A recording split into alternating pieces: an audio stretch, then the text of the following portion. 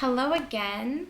I know that the last time I talked to you guys was in January, and it is now the middle of March, March 17th to be exact, so happy St. Patrick's Day. So there was a bit of a hiatus. I'm finally back though. I'm sorry for that.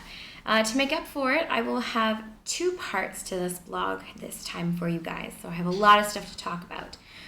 As well, I'm in the process of getting some equipment for my camera, so I will be able to actually take you on a tour of Guangzhou the next time I upload a blog.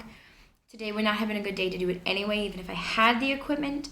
It's really smoggy and rainy and just terrible weather. Like, the visibility is very minimal outside of my window right now. So I didn't really want to go outside and walk around anyway. So this is okay for me. I will take you guys all the way back to the last weekend in January, well, my weekend to be exact, so the last Wednesday, which I think was the 27th. One of the LPs from our center, Evelyn, she came over to learn how to make a cake. In the past, I was a little worried about doing it, because in the past I had not been a great teacher for baking purposes. It's too easy for me to eyeball everything and just kind of just do it. So I actually had to go out and buy some measuring cups for her so that she could do it all on her own. And then I just kind of stood back and was there if she needed any help at any point. And I just kind of told her each step as we went along. She did a really great job. I was really proud of her, kind of proud of myself for being better at stepping back like that. But that was a lot of fun. It was a really good girls' weekend afternoon with her. Sadly for me and for THP, but great for Evelyn, she was recently promoted to senior LP, but she has the position down in Panyu at Fuda Center. So we lose her at THP, which is a little sad for us, like I said, but we're all really happy for her. And that just happened recently, so we got the last couple months with her, thankfully. At the end of January, we then moved on into February and our spring vacation for the spring festival, which was very much needed. We all kind of needed a break from work in the center. I needed a little bit of a break from China. This was my fourth time leaving China since I have been here for a year and a half, or maybe even my third time. I haven't been able to get out very often. This was definitely the longest I've left China in a year and a half, so it was very much needed for me. So on the night of the 3rd, Walt and I went down to the airport to fly back to Phuket, Thailand. The reason we went back, and I'm shocked I got him to go twice. He said he was never going to set foot in Thailand when I first met him, and then now he's going back twice. The main reason we actually went to Thailand again, however, though, my friend Carlos, who used to be here, he was meeting us down there in Phuket. If he's not he should be in my blog, but if you haven't gone back or you haven't read about him, Carlos is one of Paul's old high school friends that came to China. He was working for our competitor EF, but he was living with Paul. We used to hang out quite a bit as a group. And then he decided that he kind of had enough of China and he went back to the States, so he's living in New York again. But he wanted to see us all, so his birthday was on the 4th of February. So we all flew down there for his birthday. It's like a big birthday present for him. It was a lot of fun. We were really excited to see him. So to get to Phuket, on the night of the 3rd, Walt and I headed up to the airport here in Guangzhou, and we ended up actually meeting up with Brianne and Megan. Everybody was meeting down in Phuket. Paul was already there. He was in Chiang Mai finishing his CELTA. So Ryan flew up to see him first, and then they flew down to meet us in Phuket after. Megan ended up going with us on the plane to Phuket. We all flew to Bangkok together, which is where our flights kind of separated from there. So we had a couple drinks with them before getting on the plane. I didn't really sleep a whole lot on the plane, so I was quite tired during the day, which kind of sucked a little bit, but you're on vacation, so you can take a nap whenever you want, which is the benefit of having to stay up all night. What was kind of cool, when we first got to Phuket, it turns out Megan had booked the exact same hotel as Walt and I without even knowing where Walt and I were staying. So that was kind of neat. So we first got there the morning of the 4th, and we did our normal, I guess, what we had done before when we first got to Phuket. Had some street chicken, and went to the beach and kind of sat there for a little while, which was really nice. Something I highly recommend, again, to do if you ever happen to go down there.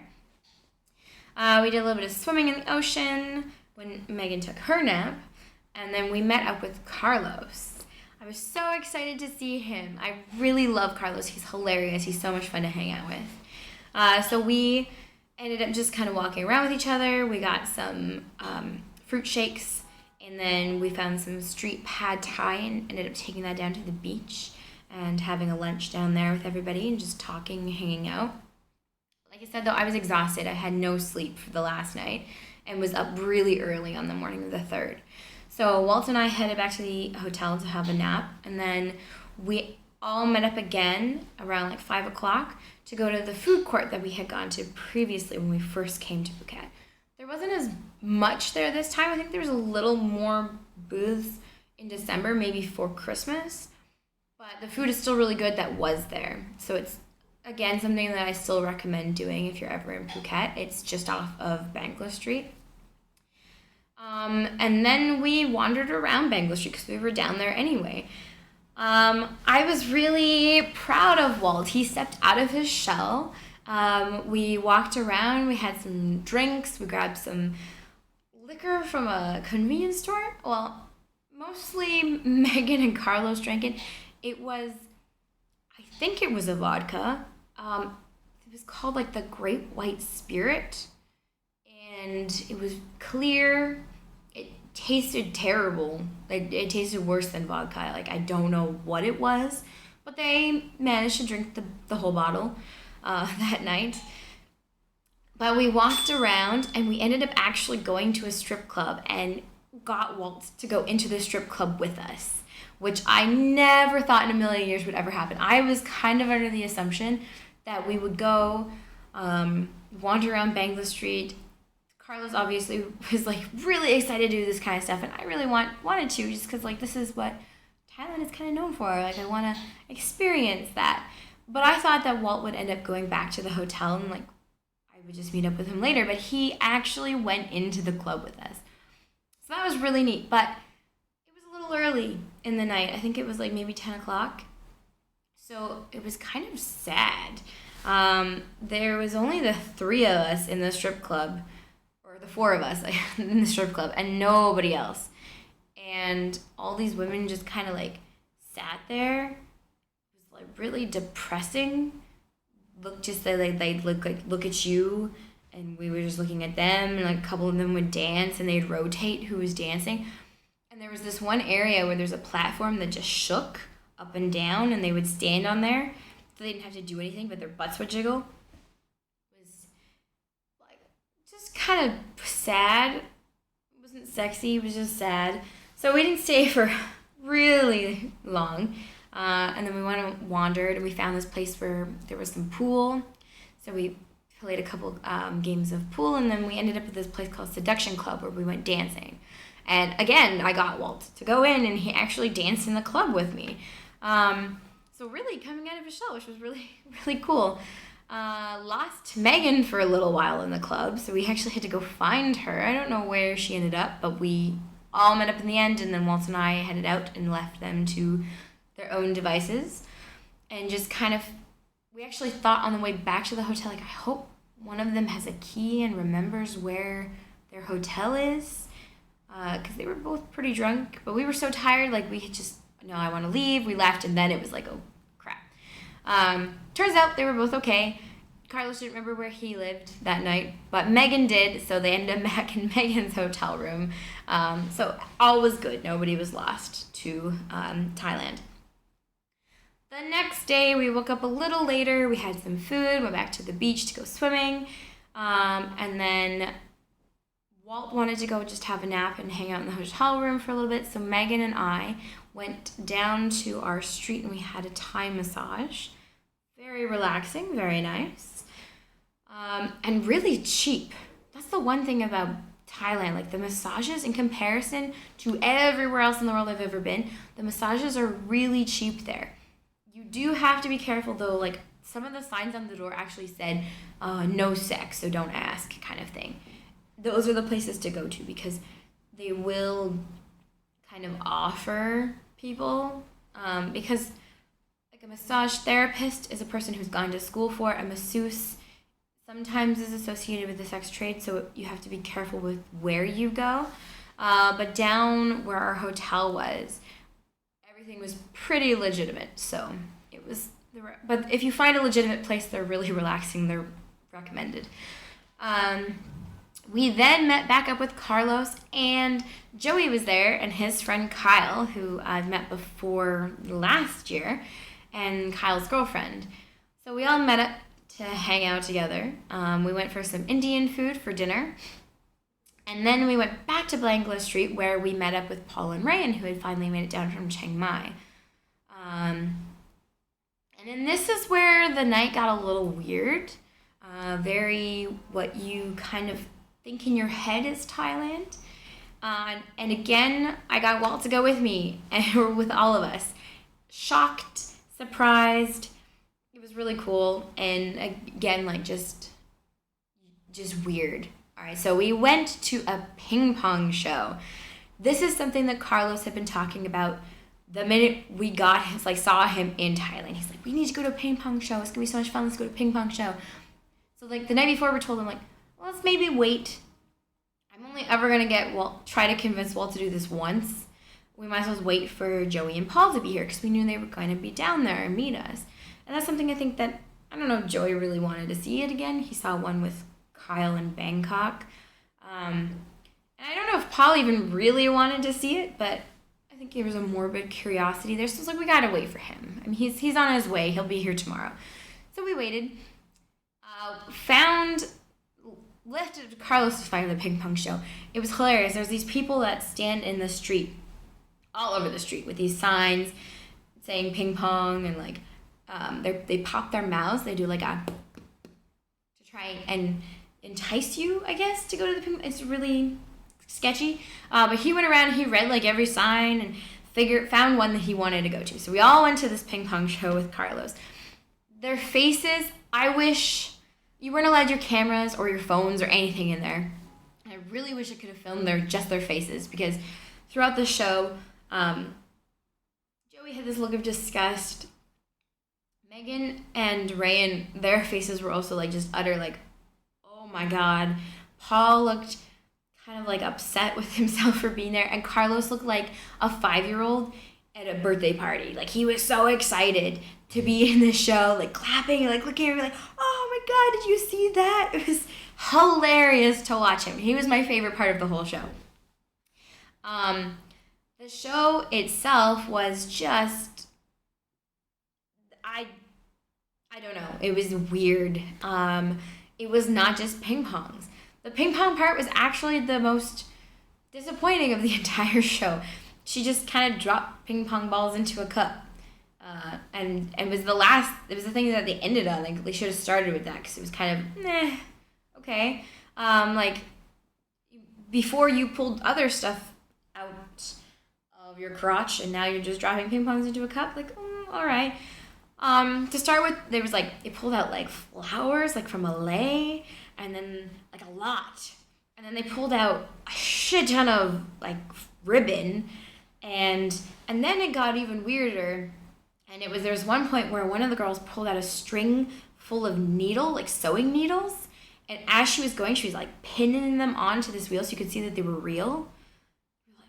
I just don't know. It was like a really, really screwed up magic show is kind of what like Walt equated it to and how he described it. And it's very, really true. It's very much like a weird magic show. And you have but you saw enough, like they all wore a little skirt. We didn't actually see a whole lot, but you saw enough that you knew it was actually inside of them and it was coming out, and they're pulling it out.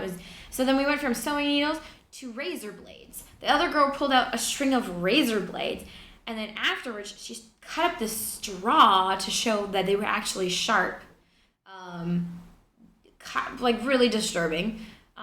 And then they had this fake birthday cake full of candles, and this other woman essentially queefing blew out every candle on this cake using like a straw to help her. And then we get to I think the balloons were first. And they had these giant balloons, and they kind of like Carlos was so excited. Carlos had to get right in there, and he got everybody a balloon. I ended up taking one because Megan didn't want it. I was really nervous because she had some darts. And I ended up on stage at a ping pong show. This doesn't really surprise me that I was one of the people on the stage with everybody. But, it's something that you can talk about. It's a story you can tell. I was on stage at a ping pong show in Thailand, holding a balloon between my legs, while this woman shot a dart out of a straw using her crotch to pop the balloon. And they were very sharp darts, so it was a little terrifying being up there. Like, you're kind of praying that she doesn't miss and hit your leg. Was interesting. And then it got even weirder. Like, Carlos was so excited that he ended up leaving us because we were kind of in the back.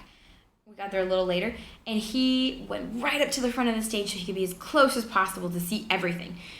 And this woman came out with a bowl of water, and all of a sudden these things drop out of her into the bowl, and they're moving around, and there were fish. She had fish inside of her.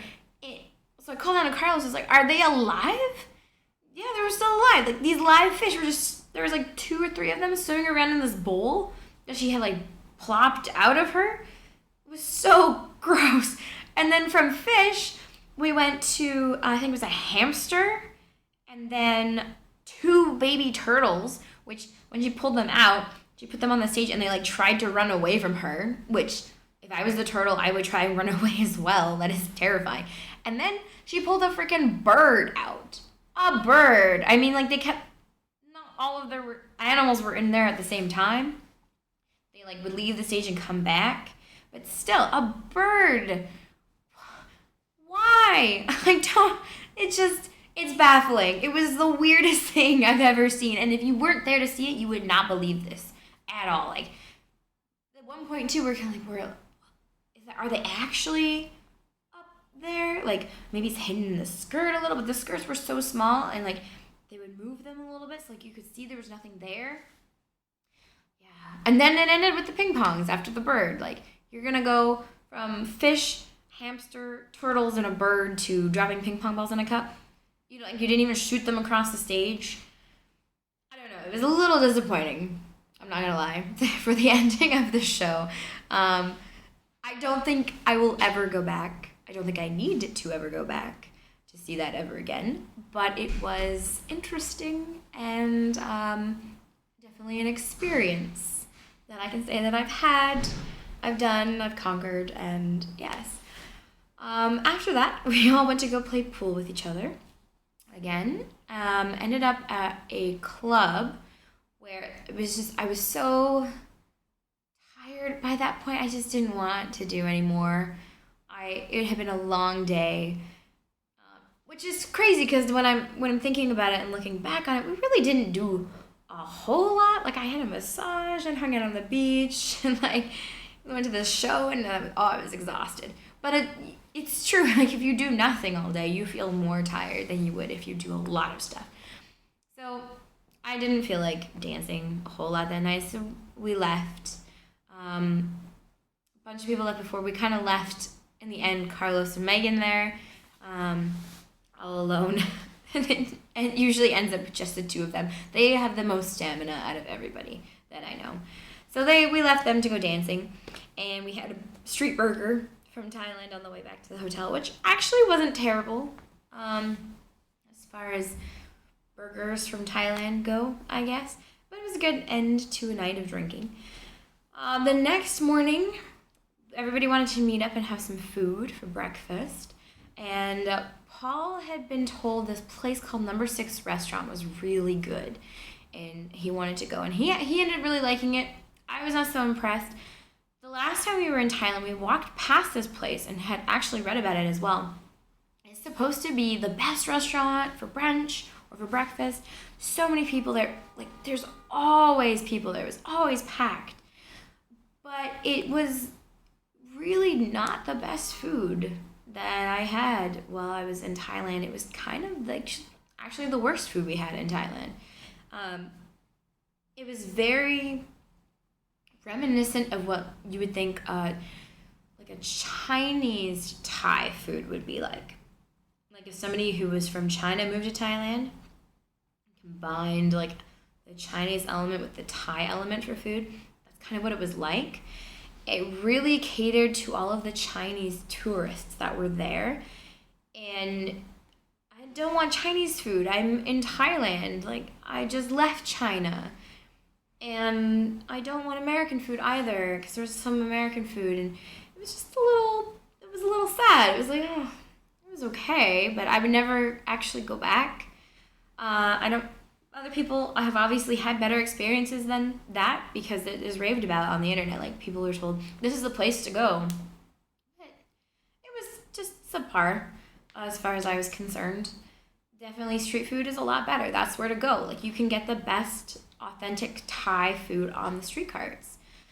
So after the restaurant, because this was kind of our last full day in Thailand, Walt and I decided to make the best of it, and we went down to the beach. We decided to buy some tickets for a fight that night. So we got everybody's money because we all wanted to go together. Went down to go buy some tickets. And Megan decided she was going to go island hopping because it was also her last full day in Phuket before she went up to Chiang Mai to do her Celta. So she left us for the day to go hopping around different islands. And Walt and I ended up back at the beach, where eventually we met up with Paul and Brianne. Carlos was not feeling so well from the night before, so he was sleeping it off in the hotel. So we went swimming. We then met up with Carlos, Paul, Ryan, Joey, and Kyle and Kyle's girlfriend again for some tacos, which they were okay. They were not the best tacos I've ever had, but they were better than you would find here in China, for sure. It was a little odd.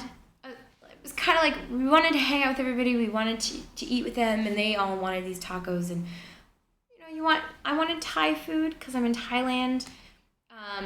But as far as fake tacos go in Thailand, they were pretty good. And then we decided, Joey and Kyle and his girlfriend, they ended up leaving. Joey had to go to the airport to pick somebody up, and Kyle and his girlfriend wanted to just go hang out and do their thing. So the 5 of us that were left, Carlos ended up having to go upstairs to this place that we went to next. So he didn't really get to hang out with us for it. We went to go have another Thai massage. There was only 4 beds in a row. And then, like I said, so Carlos ended up, he's like, well, I'll leave. I'll go upstairs.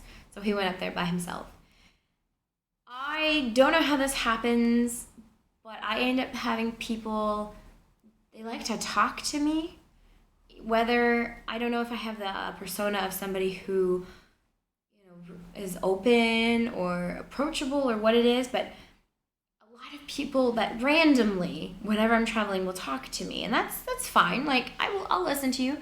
But my masseuse decided that I was the person to tell her entire life story to. So I learned her name was Fawn, and she was 48. She had 3 kids.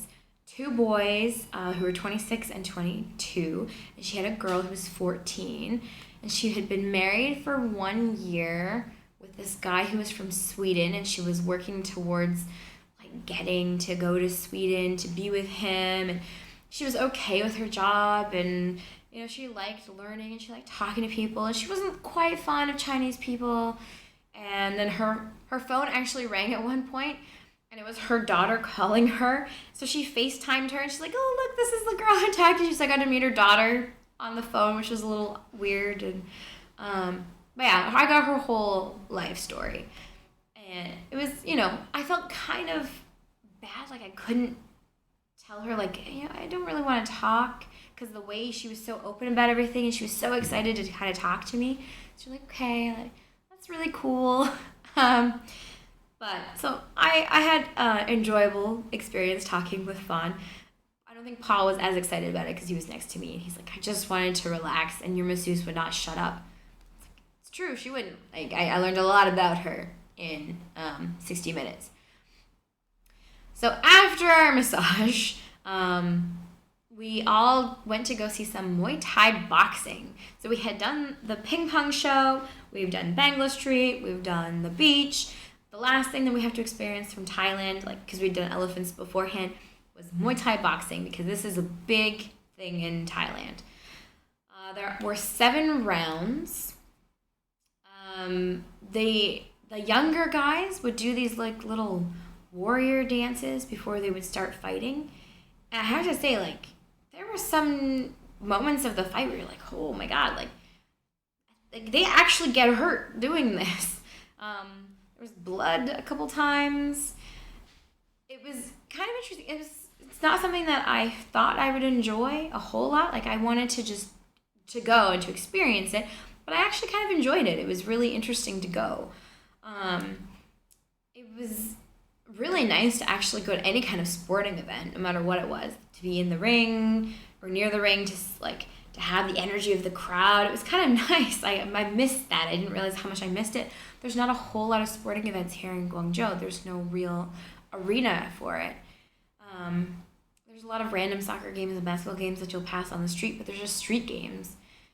I know there's a rugby team, so I have to maybe figure out when their games are, how to find them, but I think, unfortunately, they are usually when I'm working. But the boxing was really cool.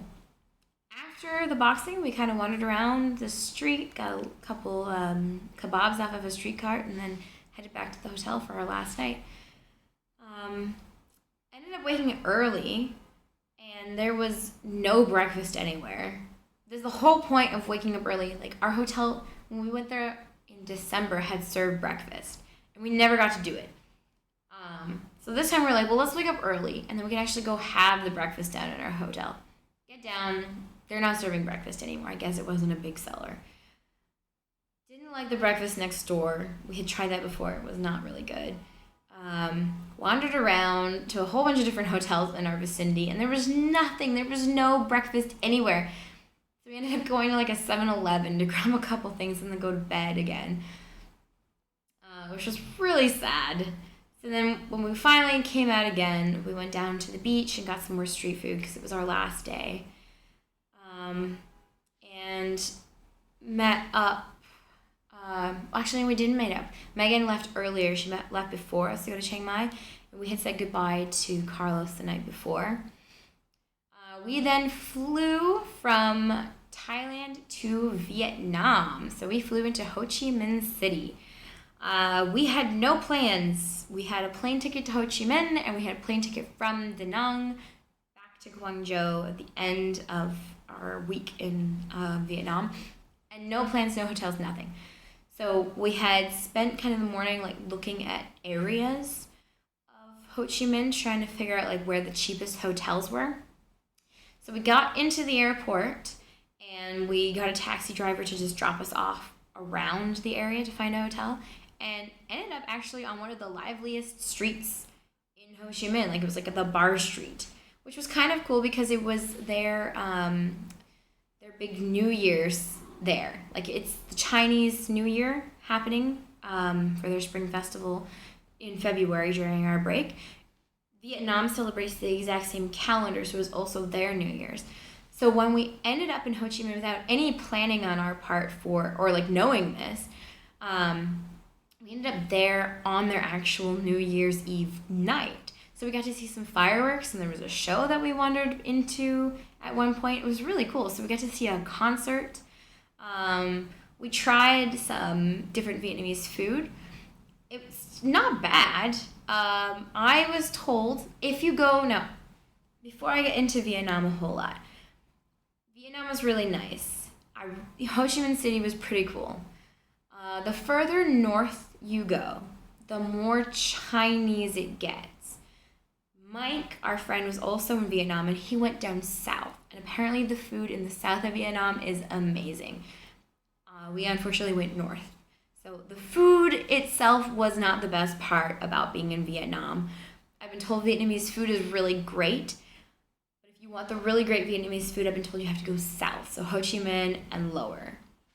Like I said, the further north you get, you're getting close to China, and there's a lot of the different Chinese influence and culture there in the food.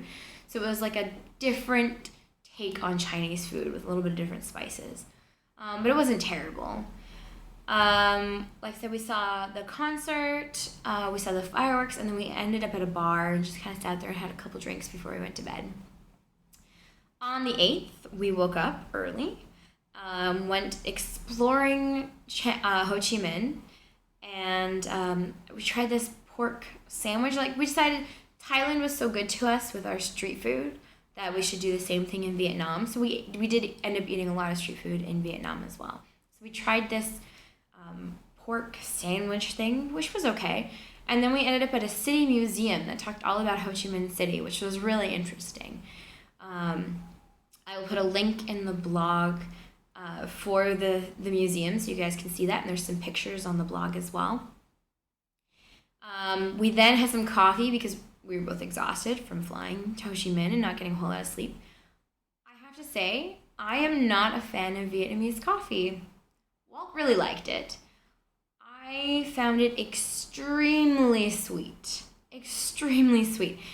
Here's one thing I will tell you if you go to Vietnam and you do not like sweet stuff, especially coffee. The coffee itself is quite bitter. Go for black coffee. You can buy milk in a grocery store or convenience store if you want milk in your coffee. Don't ask for milk coffee. They do not put milk in their coffee. They put condensed milk in their coffee, which is why it is so sweet. We had ordered milk coffee because I thought, it looked really dark, so I thought it was going to be really bitter, so I had asked for milk coffee thinking that would kind of balance it out. And they gave it to us, and it still looked really dark, like they hadn't put any milk in it. I was really confused. I was like, all right. Tried it. It was so incredibly sweet. I could not actually drink it. And we found out towards the end of our time in Vietnam that this is why they actually put condensed milk in their coffee. So if you don't like sweet stuff, do not ask for milk coffee when you're in Vietnam. You will not enjoy it. So then we had some coffee. Well, ended up having two. And then we ended up at their own Notre Dame. So they have a version of the Notre Dame cathedral, a very small version in Ho Chi Minh. There is a lot of French influence in the architecture and in some of their foods. There's a lot of bread. So that's the difference so that you see in Ho Chi Minh a lot. They do have some of that Chinese influence, but there's a lot of baguettes. You see a lot of bread rather than rice in Vietnam from that French influence. And like I said, a lot of their architecture is very French colonial as well. We then ended up at the Independence Palace, which is where their prime minister lived. I will put a link in the description as well for the Independence Palace. You can kind of see where we went. There are pictures in the blog for that as well. And I'll put up some more information about that. I want to just make sure that I have all my facts straight before I kind of start telling you guys information. The only thing that I could really remember off the top of my head about it was that it had been destroyed at one point and was rebuilt. So, like I said, I'm going to put some information out there for you guys. We then wandered around and I managed to find a chai tea. I was so excited. You cannot find chai tea in China. It is so sad for me and so weird because we're so close to India and you cannot buy chai tea here. No idea why, but it's very depressing. You rarely find it in Hong Kong as well. I don't understand their aversion to chai, but I miss chai tea so much and it was so good to have a nice chai tea latte. I had a really hard time. I let Walt try it and I had a really hard time sharing it. I'm not going to lie. So then when we sat for a little while, I tried to get a hold of Mike to ask kind of where he was. We never ended up actually getting to meet up because he did go down south further and we ended up going up north. We ended up finding the train station because we decided from there we have to get to Da Nang. So we might as well see a whole bunch of the middle of Vietnam on the way. So we went to the train station. We got some tickets. We decided we were going to go to Nha Trang first before we ended up all the way up towards Da Nang. Nha Trang is one of their tourist beach towns. It's supposed to be really nice. So we decided to hit up that spot first. Tried some street pho, which was okay. I think there were some other places we saw after we had eaten that looked a lot better. I'm a little sad that we didn't eat that one instead. But I can at least say that I ate some pho while I was in Vietnam. And people were calling it pho while I was there, and not pho for those who are questioning my pronunciation of the dish. I think both are acceptable while you're there, depending on where you are in Vietnam, but I did hear people ask if we wanted pho. We then ended up waiting at this like knockoff McDonald's chain. I think it was called like the Lotteria. It was very subpar McDonald's. It was kind of like they had wanted McDonald's in their country and never got it, so somebody took it upon themselves to make a knockoff chain. And our train we finally got on a train, and there was no sleepers left, so we ended up having to take a hard berth, which was essentially like a park bench that we had to sit on. We got really lucky though. There was 2 people on one side, 2 people on the other side of the little table, and nobody was on the other side. So we each got our own bench that we could kind of sort of half lay on. It was about the length of my legs. So your legs were all squashed up against the window for the entire ride. And it was quite a long train ride. But like I said, we felt quite lucky and fortunate that we got a whole entire chair to ourselves, because that would have been so uncomfortable and so much longer if we had to sit next to each other for the whole ride. I had some good conversations for that trip. The train was delayed, however, because we hit someone.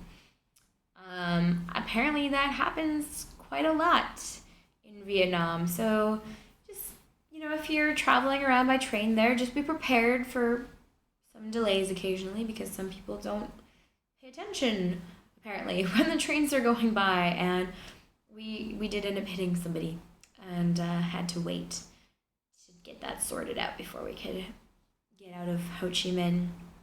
It was a little worrisome. We were a little worried that people were going to come around asking to see visas and passports and everything, but nobody came onto the train.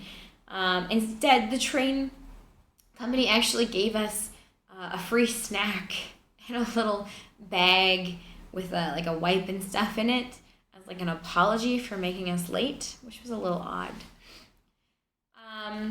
So we are at almost a 40-minute mark. I'm going to stop here. I will have a second part of the blog where I'm going to finish telling you guys about Vietnam, how the trip went, and what I've been doing since then. All right, so I'll see you guys soon.